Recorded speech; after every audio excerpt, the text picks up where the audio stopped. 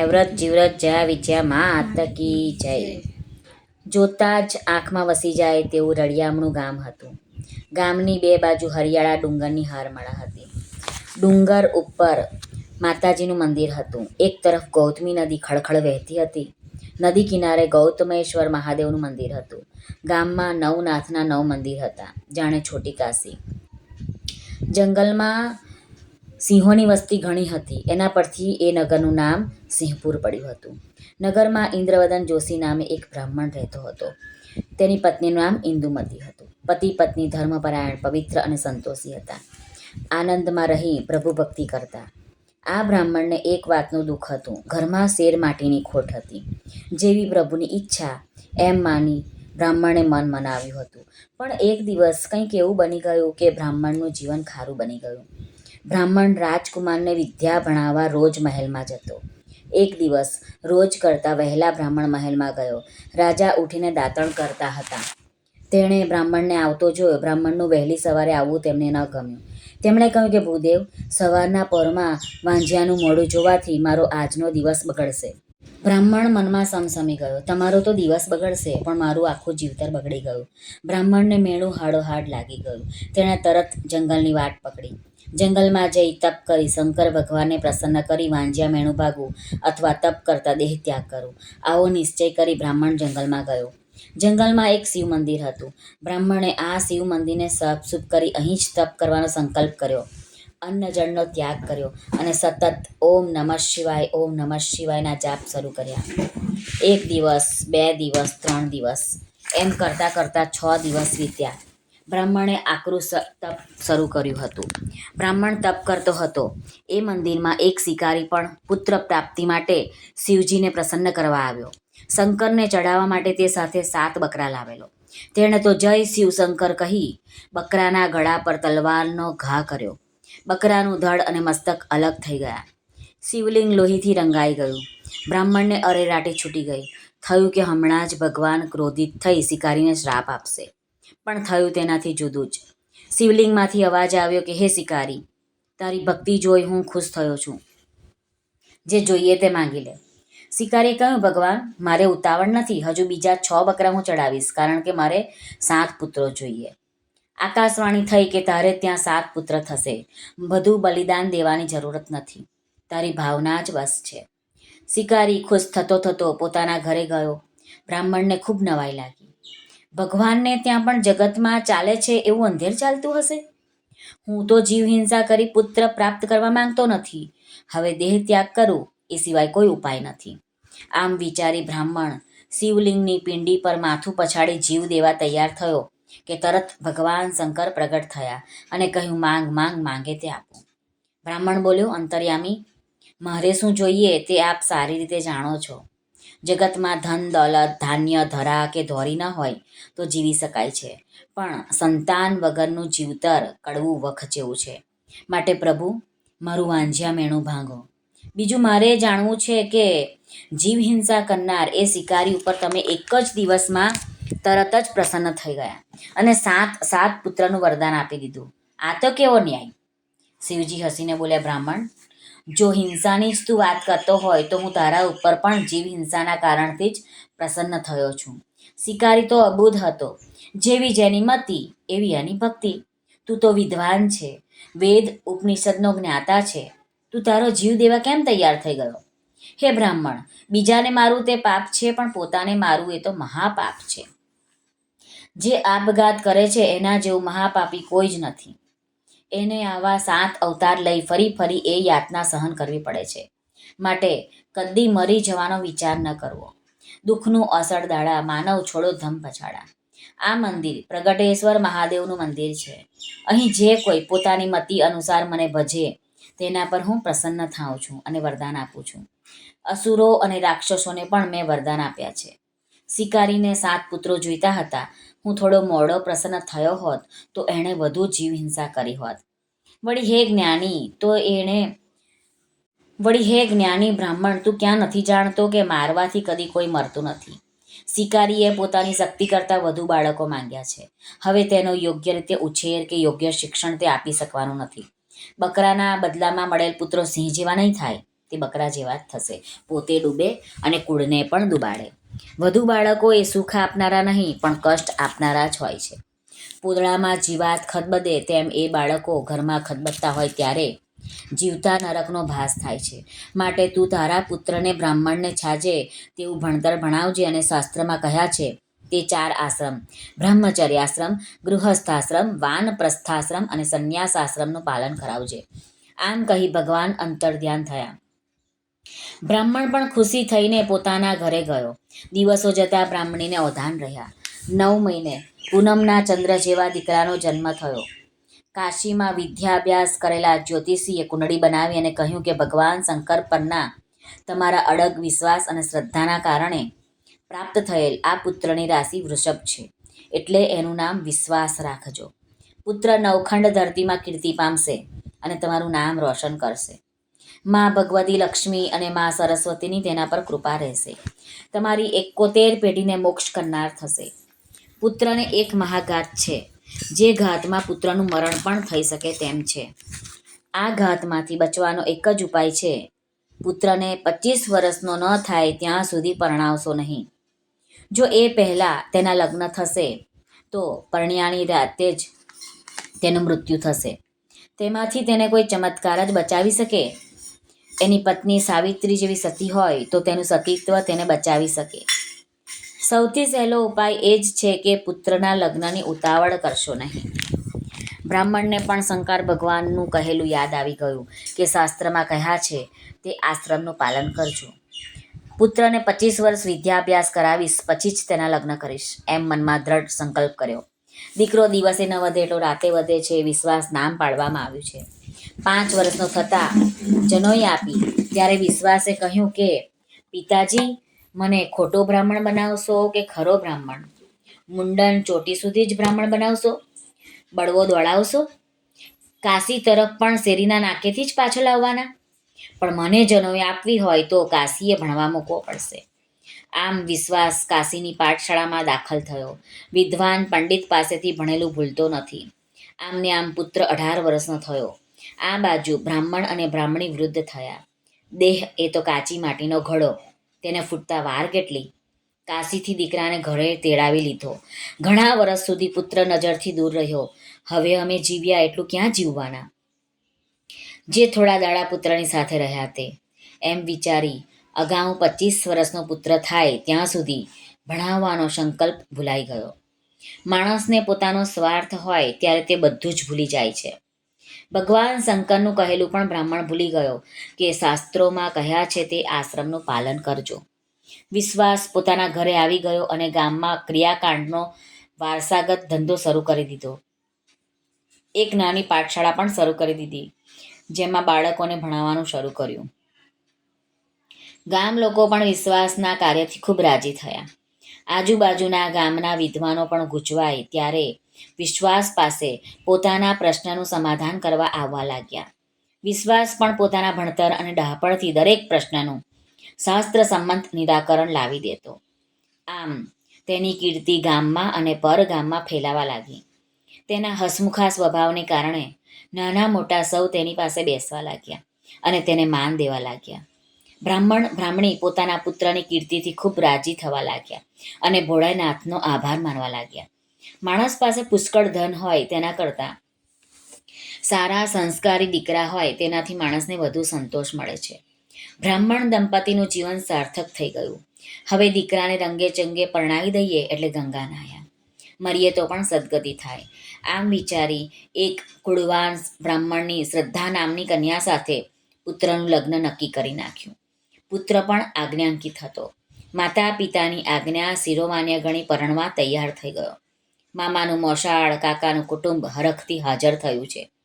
જાનૈયાઓ જાનમાં જવા થનગને છે. જાડી જાન જોડી બ્રાહ્મણ ને બ્રાહ્મણી પોતાના એકના એક પુત્રને પરણાવવા ચાલ્યા. આજે બ્રાહ્મણને ભાવિએ ભૂલવામાં નાખ્યો છે. જ્યોતિષીની કહેલી વાત ભૂલાઈ ગઈ છે. સામે કન્યા પક્ષે પણ જાત જાતના અને ભાત ભાતના ભોજન બનાવી જાનને આગ્રહ કરી જમાડી અને લગ્ન કરી દીકરીને વિદાય કરી. એ વખતે દીકરીને તેના માતા પિતાએ શીખ આપી કે બેટા, પતિ એ જ પરમેશ્વર, એનાથી વહાલું કશું ગણીશ નહીં. જાન વિદાય થઈ. ગાડાની ઘૂઘરમાળ વાગવા લાગી. હવે સિંહપુર જાજુ દૂર નથી.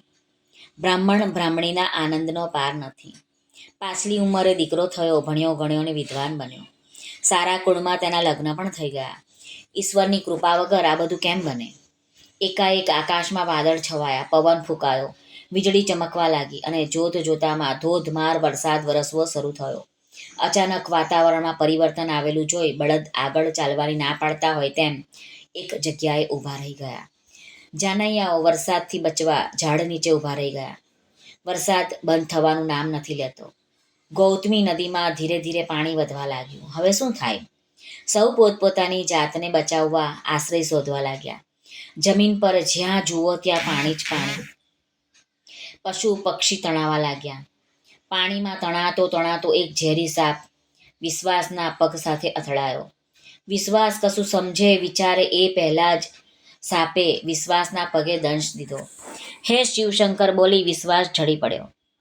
વીજળીના ચમકારામાં બધાએ જોયું કે એક ઝેરી ફણીધર વિશ્વાસને ડંકી ગયો હતો. જાનૈયાઓમાં રો કકડ થઈ ગઈ. બ્રાહ્મણ ઉપર તો જાણે આભ ફાટી પડ્યું. ઝેર રગે રગમાં પ્રસરી ગયું. જોત જોતામાં યુવાન બ્રાહ્મણ મૃત્યુ પામ્યો. આ બાજુ વરસાદ અને વાવાઝોડું પણ વધ્યું. ઝાડની મોટી મોટી ડાળીઓ તૂટવા લાગી. બધા જીવ બચાવવા ભાગવા લાગ્યા. બ્રાહ્મણને બ્રાહ્મણી નજીકના ગામમાં કોઈ વિષ ઉતારનાર મળે તેમ હોય તો લેવા ગયા. તે પણ નદીમાં આવેલ પૂરને કારણે પાછા ફરી ન શક્યા. જાનૈયાઓ સૌ સવારે અગ્નિ સંસ્કાર માટે આવીશું એમ વિચારી આમ તેમ જતા રહ્યા. પતિના મૃતદેહ પાસે કલ્પાંત કરતી શ્રદ્ધા એક જ અડગ રહી. ઘોર જંગલ, અંધારી રાત, એકલી અબળા શું કરે? વીજળીના ઝબકારામાં શ્રદ્ધાને નજીકમાં મંદિર દેખાયું. મૃતદેહને મંદિરમાં લઈ જવાય કે નહીં તે વિચારવાનો સમય ન હતો. શ્રદ્ધાએ પતિના મૃતદેહને ખભા પર ઊંચકી મંદિરમાં ગઈ. અંદર જઈને મંદિરના દરવાજા બંધ કરી રુદન કરવા લાગી. રાતનો પ્રથમ પહોર થયો. મંદિરના દરવાજાની સાંકળ ખખડી અને અવાજ આવ્યો કે મારા મંદિરમાં કોણ છે? દરવાજા ઉઘાડો, નહીં તો હું શાપ આપીશ. આમ સાંભળી શ્રદ્ધાએ દરવાજા ઉઘાડ્યા. કાળી રાત્રે અજવાળા પથરાઈ ગયા. એવ્રતમાનું દિવ્ય રૂપ જોઈ શ્રદ્ધા સમજી ગઈ કે જરૂર આ કોઈ દેવી છે, મુજ અબળાની સહાય કરશે. આમ વિચારી શ્રદ્ધાએ માતાજીના પગ પકડી રડતા રડતા વિનંતી કરી કે હે માં, હું કેવા કેવા કોડ લઈને સાસરિયામાં જતી હતી. લગ્નની પહેલી રાતે જ રાંડી છું. હું મારા પતિની ચિતામાં જ બળી મરીશ. પણ જગત મને અમંગળ પગલાંની કહેશે. મારું દુઃખ દૂર કરો માં, દૂર કરો. માતાજી સમજી ગયા કે વરસાદના તોફાનમાં સર્પદંશથી શ્રદ્ધાનો પતિ મૃત્યુ પામ્યો છે. તેમને દયા આવી ગઈ. ભૂલ બ્રાહ્મણે કરી, તેનો ભોગ શ્રદ્ધાને બનવાનું. આમ વિચારી માતાજીએ બ્રાહ્મણ પુત્રને જીવિત કરવાનું નક્કી કર્યું.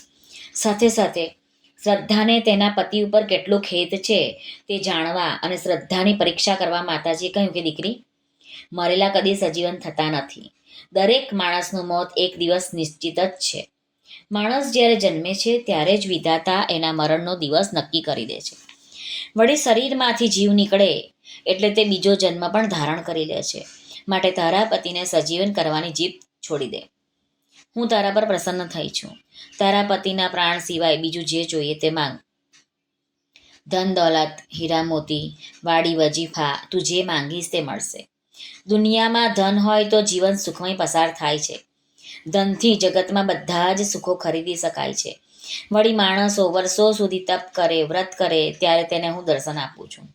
તને સહજ રીતે જ આ તક સાંપડી છે, માટે આવેલી તક ગુમાવીશ નહીં. જે જોઈએ તે માંગ.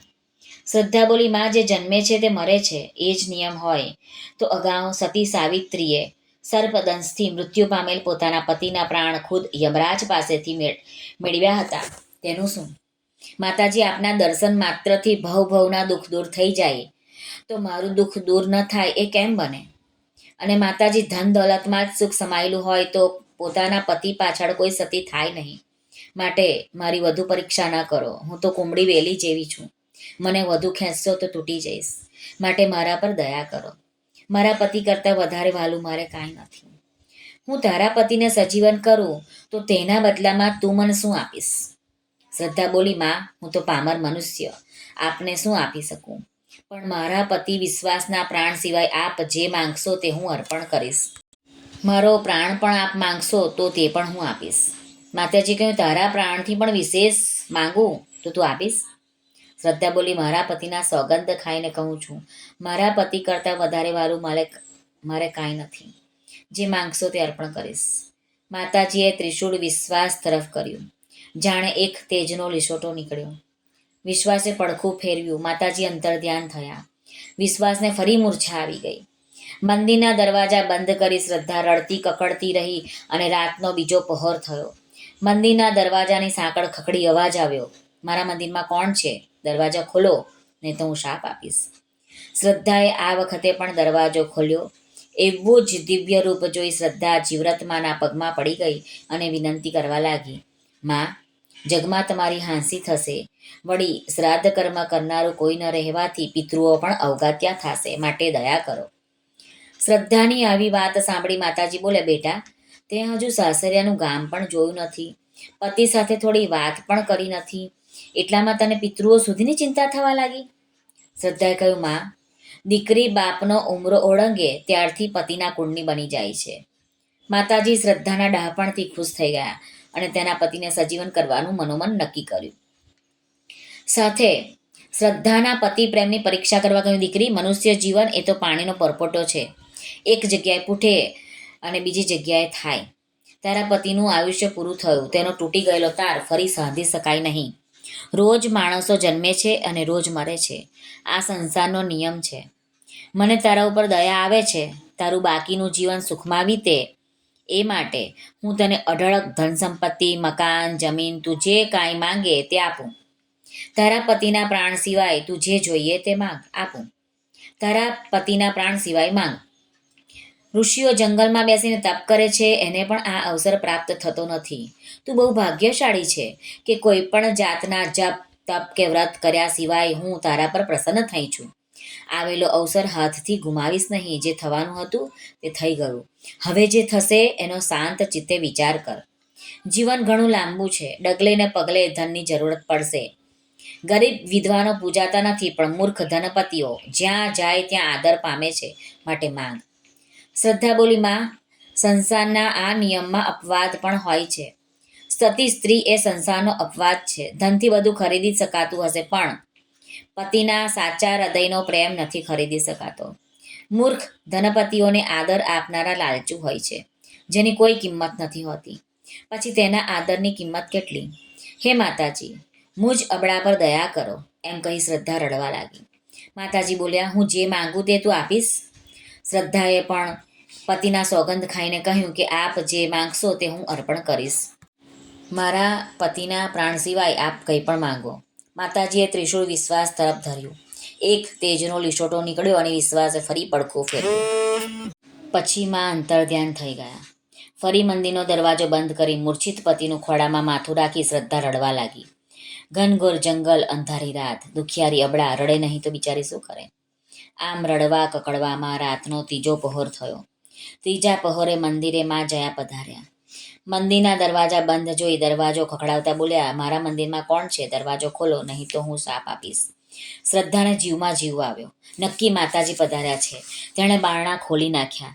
રૂપના અંબાર સમા માતા જયા સામે ઊભા છે. સૂર્યનારાયણ જેવું તેજ ચહેરા પર છે.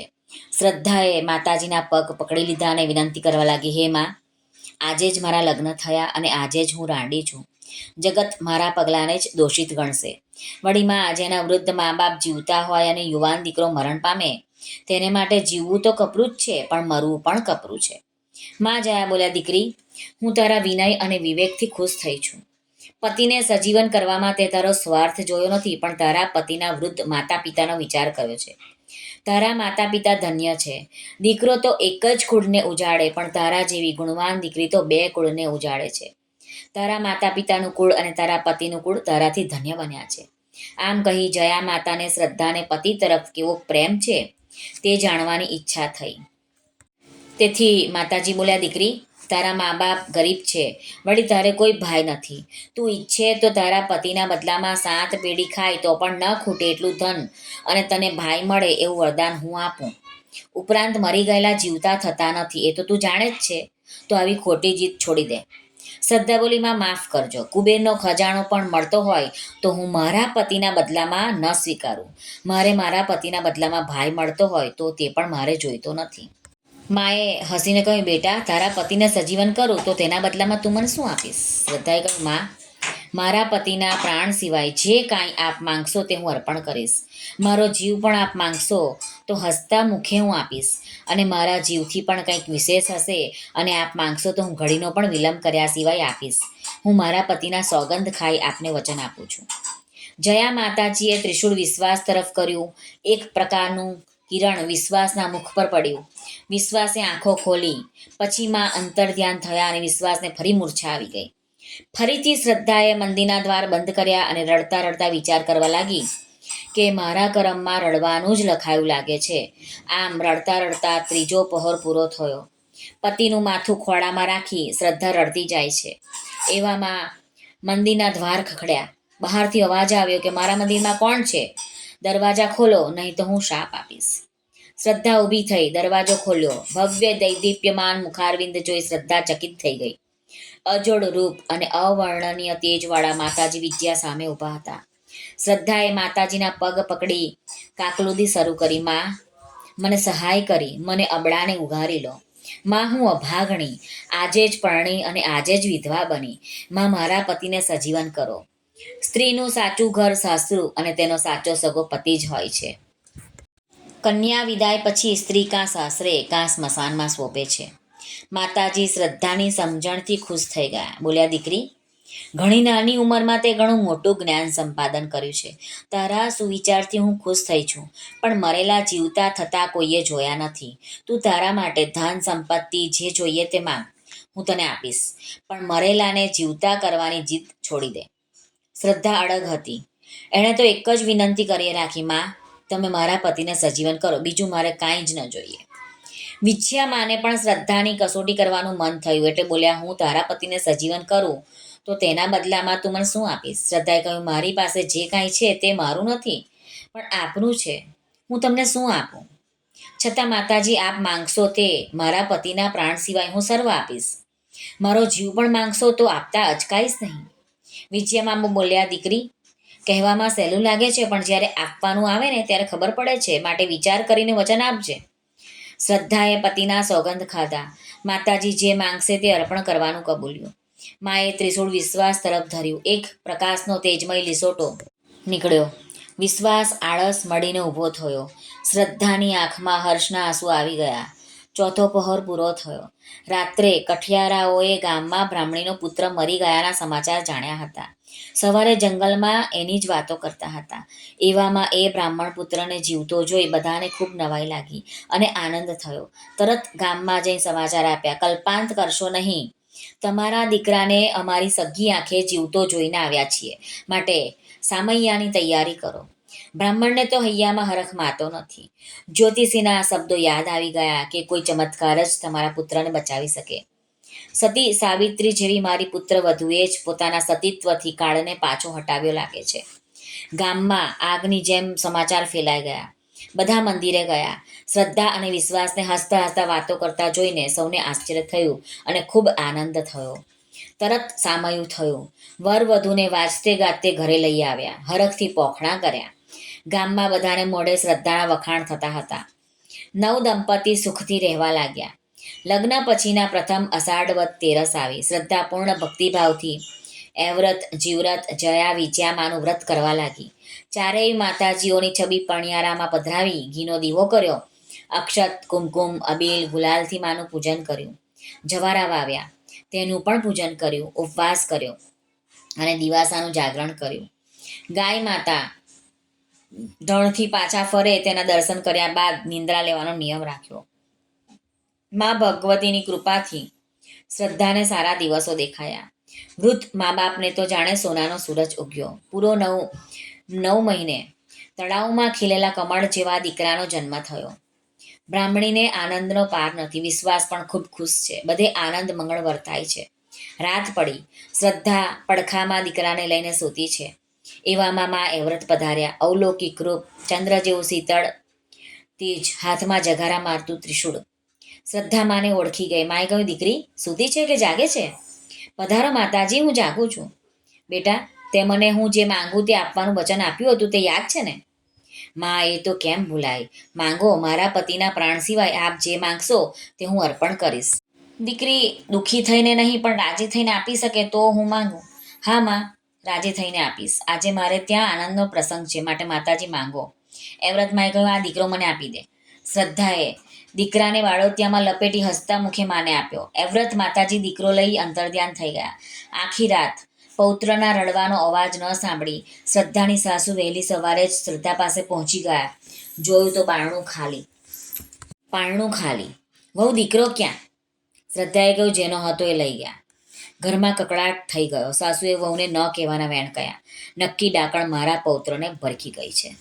ગામ આખામાં શ્રદ્ધાનું બાળક ગુમ થયા અંગે ચર્ચા થતી હતી. ધીરે ધીરે વાત વિસારે પડી. શ્રદ્ધા નિયમિત માનું વ્રત કરે છે. 1 વર્ષ પછી ફરી તેને સારા દિવસો દેખાયા. 9 મહિને દેવ જેવા દીકરાનો જન્મ થયો. આ વખતે શ્રદ્ધાના સાસુ શ્રદ્ધાની પાસેથી જરા પણ દૂર ખસતા નથી. એમ કરતા રાત પડી. અડધી રાતે શ્રદ્ધાની સાસુને તથા ઘરના સૌને ઊંઘ આવી ગઈ. રાત્રે માં જીવ્રત પધાર્યા. રૂપના અંબાર સમા, સૂર્યનારાયણ જેવું તેજ અને હાથમાં ચમકતું ત્રિશૂળ. શ્રદ્ધાને ઓળખતા વાર ન લાગી કે આ જીવ્રત માતાજી છે. માતાજી બોલ્યા, દીકરી જાગે છે કે ઊંઘી ગઈ? પધારો માં, જાગું છું. બેટા, આજે હું તને તારું વચન યાદ દેવડાવવા આવી છું. હું કશુંક માંગવા આવી છું. બોલ, રાજી ખુશી થઈને આપીશ તો માંગું, નહીં તો હું પાછી જાઉં. શ્રદ્ધા વંદન કરી બોલી, માં, આજે મારા ઘરમાં ખુશીનો પ્રસંગ છે. તમે જે માંગશો તે હું હસતા મોઢે આપીશ. મારા પતિના પ્રાણ સિવાય જે કંઈ જોઈએ તે માંગો. માતાજી કહ્યું, મને તારો દીકરો આપી દે. બળોતિયામાં વીંટી હસતા મુખે જીવ્રત માને દીકરો અર્પણ કરી દીધો. માં પુત્રને લઈને અંતર્ધ્યાન થયા. સવારે જોયું તો પારણું ખાલી. સાસુ સસરાએ અને વિશ્વાસે પૂછ્યું, દીકરો ક્યાં? શ્રદ્ધાએ કહ્યું, એ તો જેનો હતો એ લઈ ગયા. સાસુએ એક વેણ આગ લાગી જાય તેવું કહ્યું. શ્રદ્ધાએ બધું મૂંગે મોઢે સાંભળી લીધું. હવે તો ગામ આખામાં શ્રદ્ધા ડાકણ તરીકે ઓળખાવા લાગી. 2 દીકરા જન્મ્યા, સાથે જ ગુમ થઈ ગયા. આ તો કેવું કૌતુક કહેવાય. ધીરે ધીરે લોકો વાત કરતા બંધ થયા. શ્રદ્ધા વ્રત કરે છે, ઘરમાં હવે તેનું કંઈ જ માન સન્માન નથી. શ્રદ્ધાને 1 વર્ષ પછી ફરી ઓધાન રહ્યા. ઘરમાં ખુશી આવી. 9 મહિના પૂરા થતાં ગુલાબના ફૂલ જેવા દીકરાનો જન્મ થયો. બધા ખૂબ રાજી થયા. આજે વિશ્વાસ પોતે પુત્રની ચોકી કરવા બેઠો. અડધી રાત થતાં સુધી બધા જાગ્યા. એકાએક બધાને નિંદ્રા આવી ગઈ. શ્રદ્ધા એક જાગતી હતી. એવામાં માં જયા પધાર્યા. દીકરી જાગે છે કે ઊંઘે છે? આવો માતાજી, પધારો, જાગું છું. બેટા, તે મને વચન આપેલું કે હું જે માંગુ તે તું આપીશ. યાદ છે કે ભૂલી ગઈ? બરાબર યાદ છે. મારા પતિને સજીવન કરનાર મારી માને હું કેમ ભૂલી જાઉં? માંગો, આજે મારા ઘરમાં આનંદનો પ્રસંગ છે. જે માંગશો તે હું આપીશ. એક મારા પતિના પ્રાણ સિવાય કંઈ પણ માંગો. હસતા મુખે આપીશ ને દીકરી? હા માં, હસતા મુખે આપીશ. તો લાવ, તારો દીકરો મને આપી દે.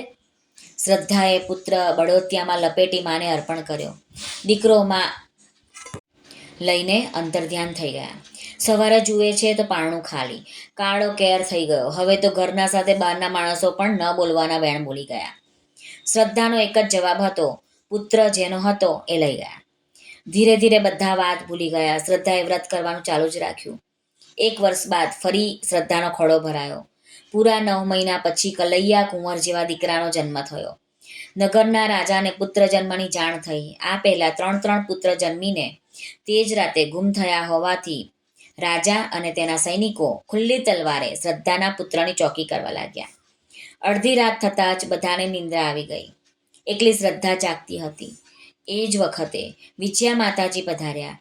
રૂપના અંબાર સમા, વીજળીના ચમકારા જેવી મુખાકૃતિવાળા માં વિજયાને જોઈને જ શ્રદ્ધા ઓળખી ગઈ. માએ કહ્યું, દીકરી જાગે છે કે ઊંઘે છે?